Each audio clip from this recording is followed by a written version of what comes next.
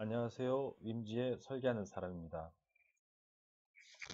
오늘은 영상에 보이는 이 제품을 가지고 디자인을 받고 이제 기구 설계하는 요거에 대해서 이제 간단하게 설명하는 시간인데요. 요 보이는 제품은 이제 안막입니다. 이제 미세 전류하고 이제 진동을 보내서 이제 근육을 마사지하는 이제 핸드형 이제 안마기 기계고요. 음, 크기 자체는 이제 그렇게 크진 않습니까? 말 그대로 이렇게 이쪽에다가 여기 손을 잡고 이제 버튼을 누르면서 여기 미세전류하고 진동이 나가면서 이제 근육을 마사하는 거기 때문에 손 안에 들어오는 딱 그 정도 크기라고 좀 보시면 될 것 같아요. 음, 일단 유사 제품, 유사 디자인이죠. 예, 유사 디자인인 제품은 아마 있는 것 같고요. 그리고 지금 제가 맡은 프로젝트는 어, 고객께서 기존에 이제 고급형 이제 먼저 개발하셨는데 이거는 그 후속 모델로 이제 보급형, 고급형이 아니라 이제 보급형, 약간 로우 코스트죠. 예. 그 타입으로 이제 진행되는 프로젝트를 이제 맡아서 했거든요. 그러다 보니까 기존의 그 고급형보다는 약간은 다운그레이드된 그 외관이라든가 이제 재질 뭐 이런 쪽이 약간 다운그레이드된 그 타입입니다. 음, 일단 요구 조건은 디자인이 항상 오면 먼저 확인해야 되는 게 이제 디자인 오면 당연히 디자인 사양을 확인해야 되는 거니까. 뭐 예를 들어서 재질이 뭔지, 그다음에 뭐 지금 요 같은 경우도 뭐 LED가 따로 들어가지만은 뭐 LED가 들어가는지 아니면 다른 뭐 불빛이 광원이 들어가는 뭐 장식이 있는지 아니면 특정한 뭔가 요구 조건이 따로 있는지 이제 후 처리에 대해서 요구 조건이 따로 있는지 이제 그 부분을 꼭 확인해야 되고요. 그다음은 이제 이 제품이 결국엔 움직이는 제품이니까 동작을 하는 제품이니까 이제 동작 관련된 시나리오 이제 확인해야 되는데 이제 뭐 너무 세세하게 막 완전히 회로하고 연관되어 있고 세세하게 할 필요는 없겠지만은 기구적인 부분 시나리오는 예를 들어서 손을 잡고 여기 버튼을 누른다. 버튼을 누르면 뭐 LED에 불이 들어온다. 이쪽에 LED인데 불이 들어온다. 불이 들어온다 하면은 뭐 동작을 하는데 이제 그게 이제 뭐 진동, 마사지로 해서 진동 동작을 한다. 미세 전류가 나온다. 뭐 그런 부분 하고 그 다음에 뭐 이게 만약에 지금 이거는 뭐 따로 분리되는 건 아니지만은 뭐 분리가 어떻게 식으로 돼야 된다. 그 다음에 이거는 이제 안에 배터리가 내장이 되니까 충전은 뭐 어떤 식으로 됐으면 좋겠다. 어떤 식 자체는 뭐 어떤 의미냐면 예서 뭐 타입 C 요즘에 타입 C를 많이 쓰니까 타입 C로 충전됐으면 좋겠다. 아니면 또 요즘 또 무선 충전이 많으니까 뭐 무선으로 충전되는 타입이 돼야 된다. 근데 아니면 뭐 충전할 때는 이렇게 세워서 했으면 좋겠다. 아니면 뭐 누워서 했으면 좋겠다. 여러 가지 그 기구 관련된 뭐 시나리오가 있을 거니까 그걸 좀 확인하셔야 되고요. 너무 세세하게까지 알 필요는 없겠지만 기본적인 이제 기구 설계에서 하는 데 있어서 필요한 부분은 뭐 약간은 좀 미리 좀 확인해 두는 게 좋죠. 나머지 이제 진행하면서 세세한 건 진행하면서 뭐 확인하면 되니까요. 뭐 그렇게 확인하면은 이제 디자인 사항하고 비교해서 뭐 진행하게 되는 거죠. 그래서 뭐 이쪽 같은 경우는 그립이니까는 뭐 실리콘 재질로 해야 된다. 근데 뭐 경우에 따라서는 그런 경우는 없지만은 플라스틱 재질을 요구할 수도 있으니까 이게 무슨 차이가 있냐면 고무 재질로 하면 강제 추출이 되니까 형상을 좀 어느 정도 자유도가 높게 가져가지만 이게 플라스틱 수지라면 강제 추출은 안 되겠죠. 힘들겠죠. 그러니까는 그 플라스틱 수지 구조에 맞는 걸 잡아줘야 되는 거죠. 그러니까 그런 쪽에서 기구 구조가 달라질 수도 있기 때문에 항상 재질을 먼저 확인하시고 특히 뭐 여기 블레이드 날 같은 여기 블레이드라고 하던데 날 부분 자체는 기존에 먼저 하셨던 제품은 그분이 이제 금속 가공을 해서 한 건데 지금 이번에 하는 거는 이제 로우 코스로 가니까 가격이 다운된 걸로 가니까 사출에다가 도금하는 재질로 가는 거거든요. 그러다 보니까 기존의 CNC 가공 구조하고 사출 구조하고는 다르니까 그런 부분에서 차이가 오는 거죠. 그렇기 때문에 항상 재질이 중요한 게 뭐냐면 재질 자체로도 뭐 중요하지만은 그 재질에 따라서 기구 구조가 달라지니까 금형을 하느냐 가공을 하느냐 뭐 그런 식으로라도 구조가 확실히 다르니까 그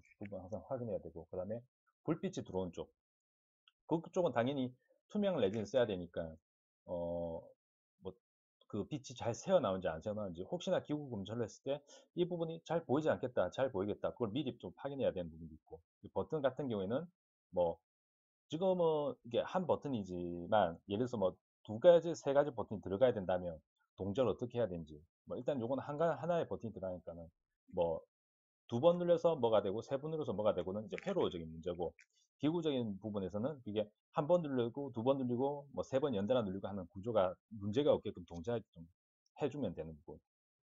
그리고 이 같은 경우는 이제 미세 전류가 나오는 부분이니까 미세 전류가 지금 이쪽에도 나오고 지금 이쪽에도 나오는 부분이 요 손잡이 앞으로 여기에도 나오는 부분인데 이제 그런 부분을 어떻게 구현할 건지 이제 그거를 여러 가지 좀 확인을 해 놓은 거죠. 예, 그리고 타입C 이쪽 들어간 거고 타입C 충전은 이제 하단부로 잡혀 있으니까 요거 하고 여러 가지 좀 고려해서 이제 설계를 진행하게 되는 거죠.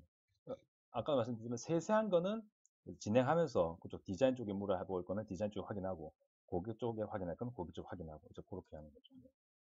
일단 기본적인 이제 그런 식으로 먼저 확인하고 항상 중요한 거는 웬만하면 문서로 주고받는 게 좋고 글이라도 뭐 메일로 주고받는 게 제일 좋은데 구두상으로 자꾸 내용을 주고받으면 까먹거든요. 그렇기 때문에 웬만하면 구두상으로 이제 그냥 전화상으로 뭐 내용을 받았다 하면 그걸 항상 정리를 해 놓으시고 문서장으로 주고받는 거라면 항상 그걸 잘 저장해 놓으시고 웬만하면 설계를 진행하면서 그걸 계속 보시는 게 좋습니다. 왜냐하면 사람이라는 게 이렇게 까먹게 됩니다. 자꾸. 그렇기 때문에 시나리오라든가 이런 부분에 디자인 사항이라는 거를 항상 꼬박꼬박 챙겨보시고 이해가 안 가는 부분이 있으면 그때그때 바로 확인하고 확인한 내용에 대해서는 바로바로 표기를 해놓고 그렇게 해서 매일 업데이트를 좀 하시는 게 좋고요. 자, 이렇게 한 상태에서 이제 설계를 이제 하게 되면 이렇게 되는데 외형은 바뀐 게 없죠. 예, 항상 그렇지만 디자인 데이터 보면 디자인은 그대로 유지한 상태에서 디자인 변경이 필요한지 안 필요한지 기구 검토를 한 다음에 그걸 픽스 시킨 다음에 이제 기구 설계를 하는 거죠. 설계를 하게 되면 이제 뭐 지금 약간 내부가 약간 보이게 제가 해드릴게요.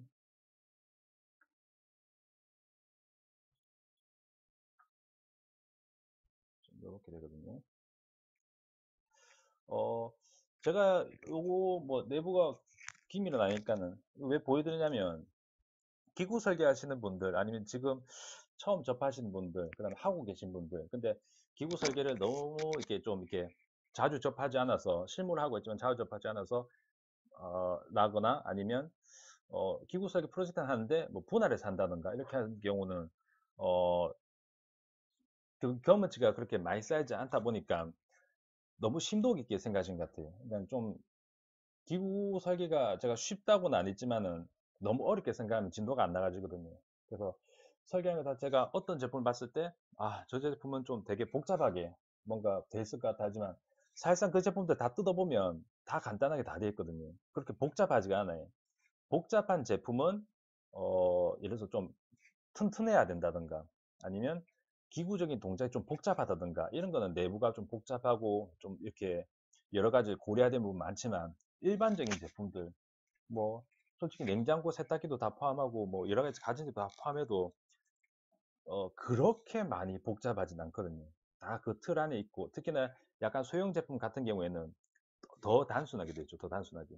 단지 그 단순함을 찾는 게 이제 기구 엔지니어의 일인데 그게 어려울 뿐 내부 구조를 잡는 거는 본인의 이제 그 기준이라든가 이런 걸 찾고 하면 계속 하다 보면 그 기준이 쌓여서 뭐 본인이 처음 설계했던 것보다는 시간이 지날수록 간소하게 된 거죠. 이렇게 불필요한 부분은 없애고 그다음에 필요한 부분 더 넣고 하지만 간소하게 금형을 만들 때도 좀 간소하게 진행되도록 또 검토하는 것도 좀 쉽게끔 이렇게 되기 때문에 실제로 저도 지금 설계하고 있는 거 보면 제가 처음에 설계했던 거랑 비교하면 구조가 되게 간소하면서도 좀 깔끔한 예 뭐 그렇게 되는데 뭐 그렇습니다. 예.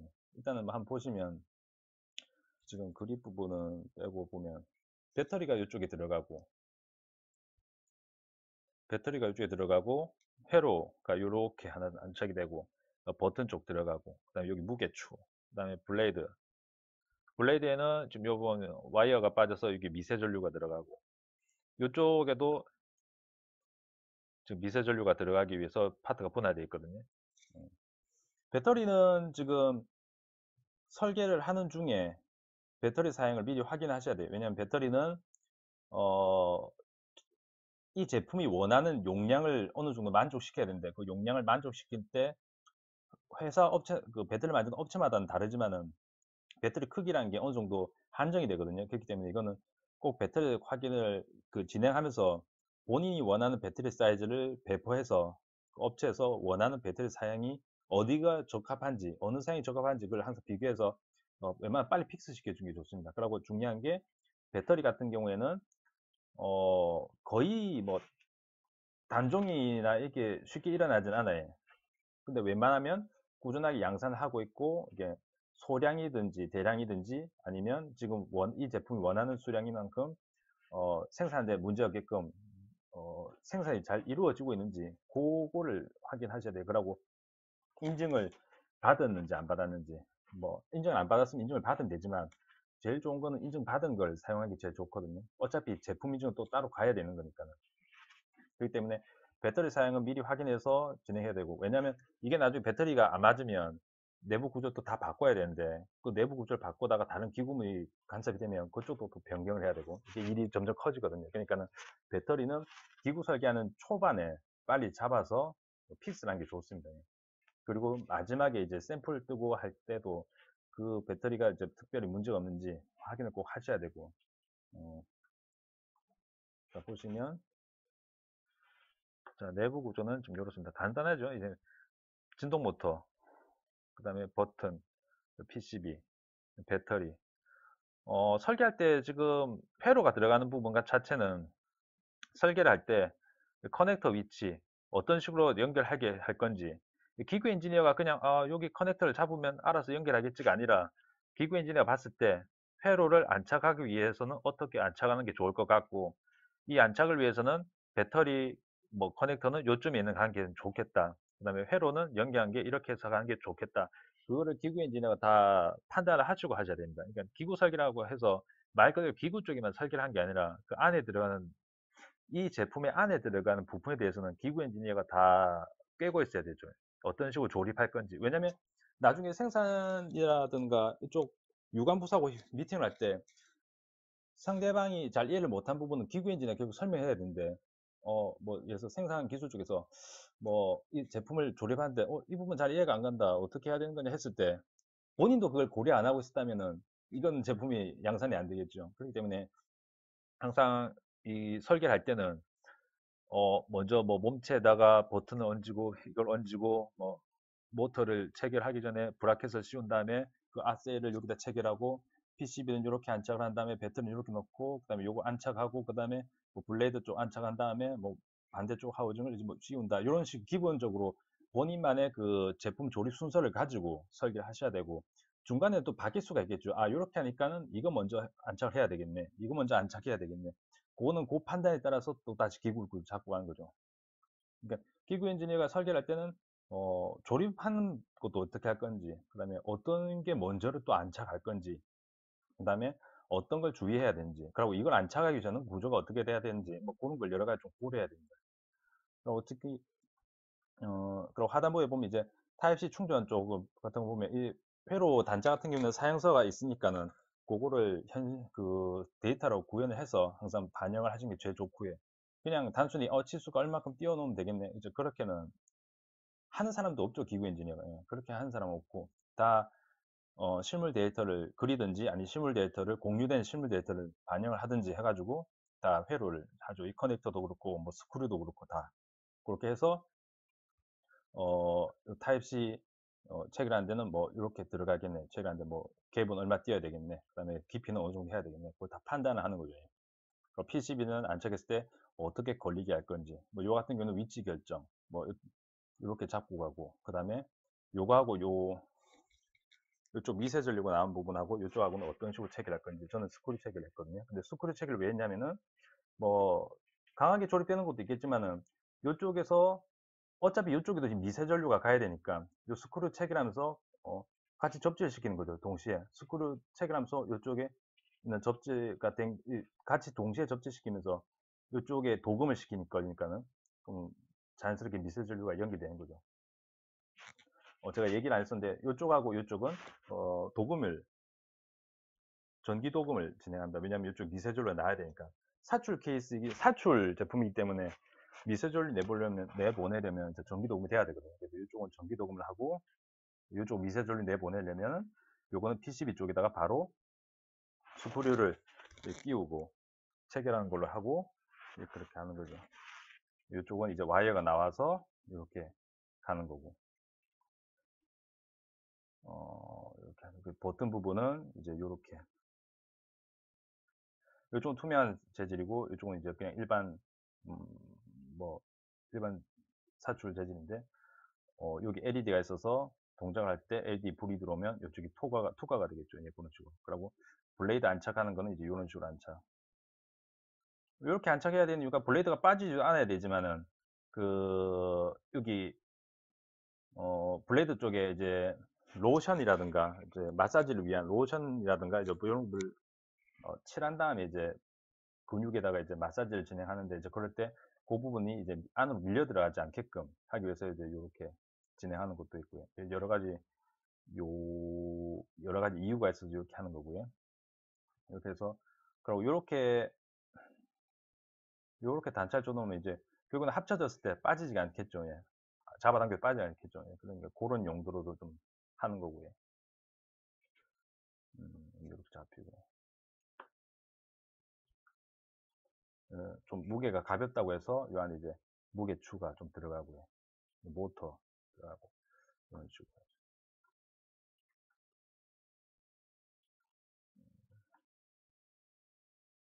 이런 식으로 이제 설계가 된 거죠.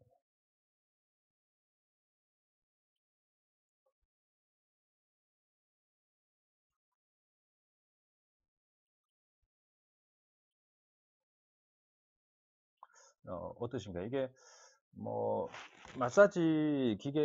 마사지 제품이라고 해서 물론 복잡한 것도 있습니다. 이게 뭐 허리를 마사지하는 거라든가 아니면 뭐 전신 마사지 이런 거는 당연히 부피도 크고 안에 거의 장비 팩으로 들어가니까는 뭐 복잡한 부분도 있고 한데 이런 핸드형 같은 경우에는 생각하시는 것만큼 그렇게 복잡한 구조는 아니고 근데 단지 그렇다고 해서 이게 절대 간단한 건 아니고 아까 말한 대로 이제 용액이 안 들어가게끔 밀폐를 잘 돼야 되고 체결은 외부에 스크롤이 안 보여야 되니까 이제 후크 체결해야 되고 후크 위치를 잡을 때 어, 그 내적 가변 코어라든가 이쪽에 위치가 잡히게끔 설계를 다 해야 되고 예를 들어서 지금 보시면 이쪽 후크가 다 들어가니까는 여기 여기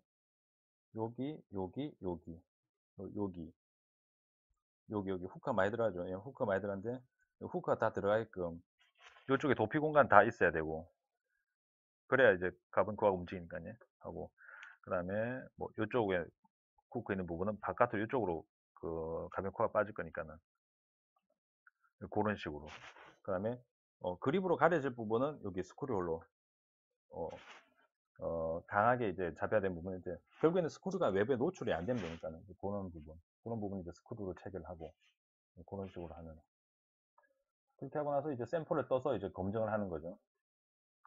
그 다음에 이제 샘플을 뜰 때도 한 번이라든가 설계는 항상 한 번에 되는 경우는 거의 없어요. 뭐 경력이 10년이 됐든 20년이 됐든 설계를 한 번에 해서 완벽하게 한 사람은 없습니다. 예. 있다고 하면 아마 거짓말이겠죠. 예. 절대 그건 불가능한 거죠. 예.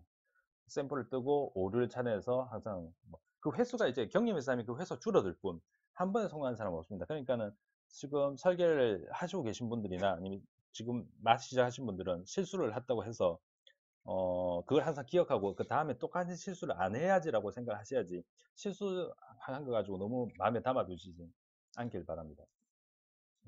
어쨌든 요거 같은 경우는 이제 샘플을 뜨면서 뭐 제가 놓쳤던 부분 뭐 그걸 이제 수정하면서 이제 했고 그래서 최종 데이터 나갈 때까지 샘플 한 두 번 정도 떴네.